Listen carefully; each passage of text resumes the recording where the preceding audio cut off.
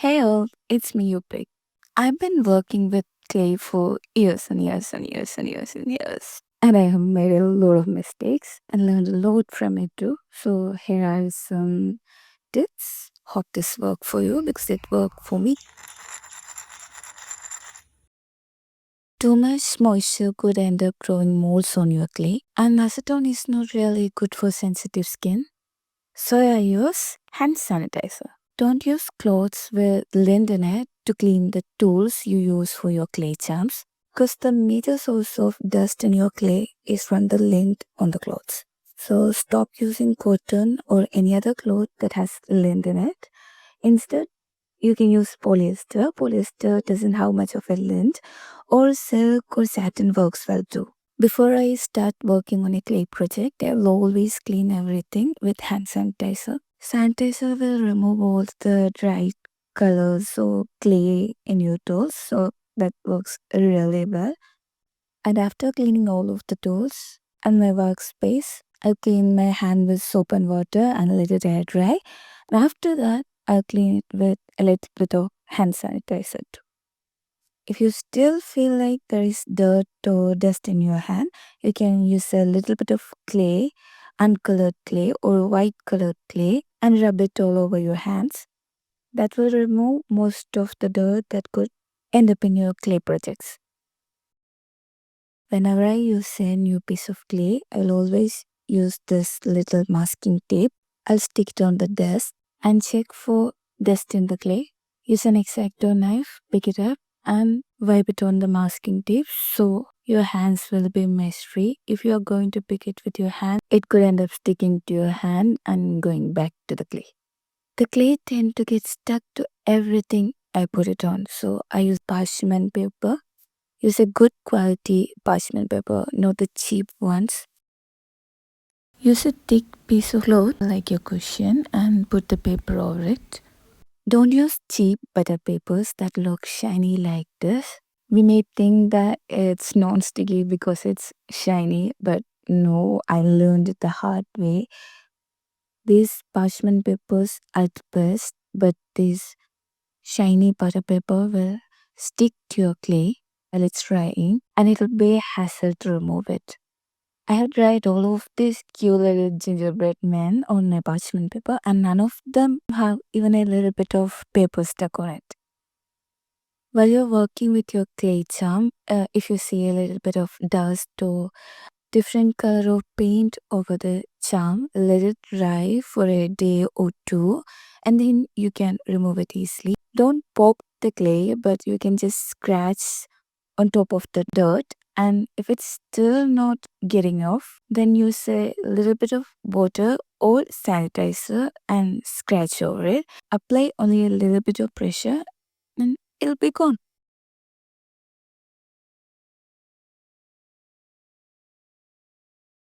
I've accidentally used iron pins on my clay, and since moisture will end up making iron rusty, cold porcelain has moisture in it and it is going to get rusty.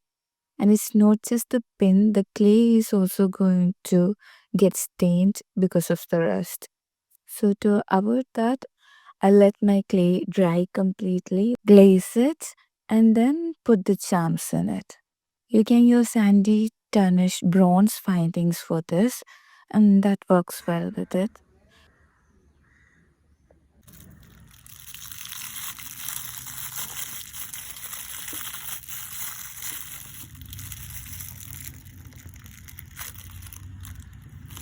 Acrylic is one of the best option to color the clay. If you're using thin acrylic like this, you may end up using load of paint to color the clay. Use thicker acrylics. You can use metallic acrylics too. Make sure your clay is not too soft if you're coloring it. If the clay is too soft, it will stick to your hands while coloring. Coloring with acrylic is really messy and it takes a lot of time, but it's worth it. The colors are really vibrant and pretty. Instead of mixing different colored paints on the clay, it's better to color your clay separately and mix them together. So you will have much better control over the result. you will end up with really pretty colors too. Metallic colors doesn't work well if you mix it with the clay. Instead, paint it over the clay.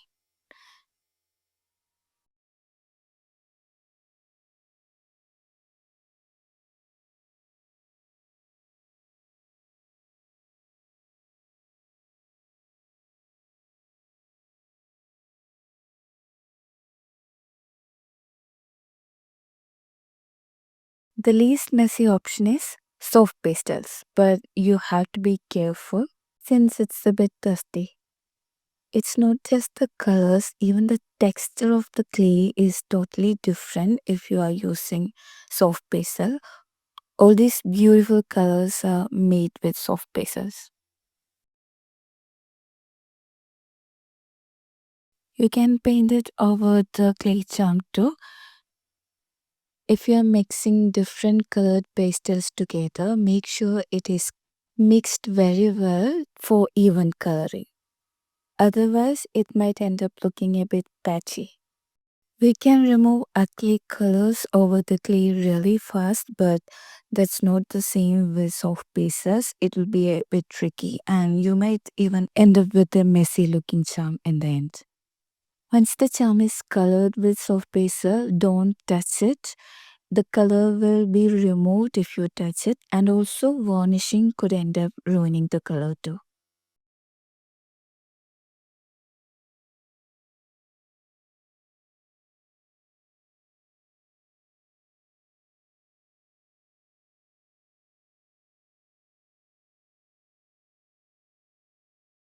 Gel food colors is the fastest method to color the clay, but it's really messy and it will stain your hands too. And one of the issues I have faced is when you use two different colors clay together, the darker one could end up staining the lighter one. And it doesn't happen always, but sometimes it could happen. So I don't really use gel food colors.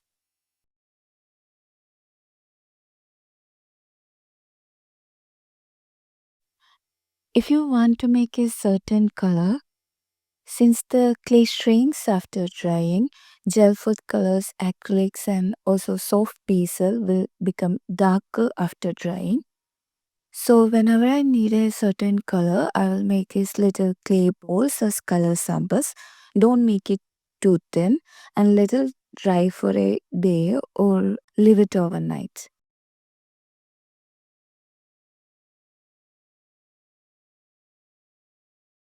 If you are sticking two pieces of clay together, if both of the clay is soft, then you can just stick it together. You don't need to add glue or anything.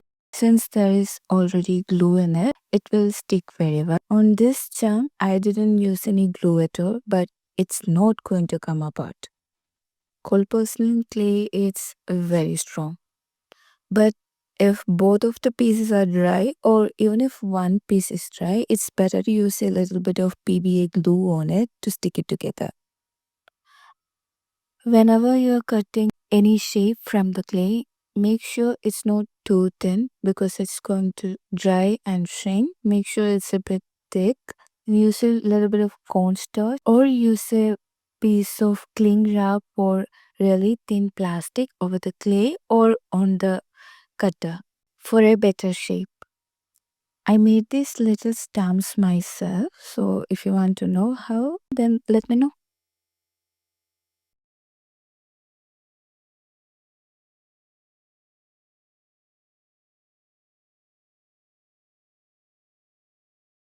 To make perfect round shapes like these from clay, use aluminum foil.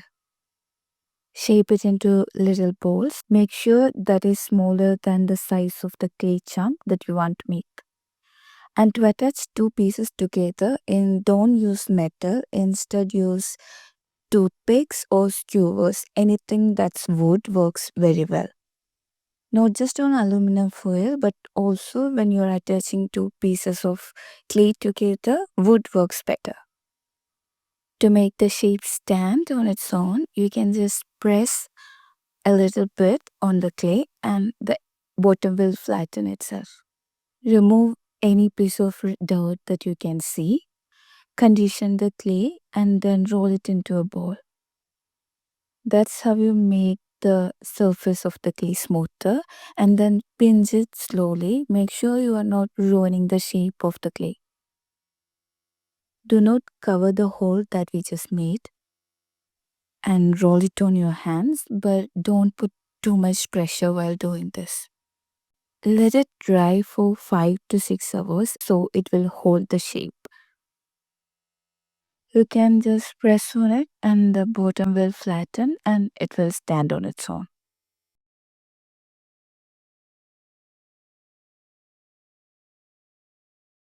And never ever ever forget to glaze your clay. In humid or cold places, the clay could end up growing mold in it, so it's always better to glaze it. Even if you are going to stick the clay to a piece of paper or anything else, always make sure the clay is completely covered in glaze. And after that, stick it to the paper or any surface at all.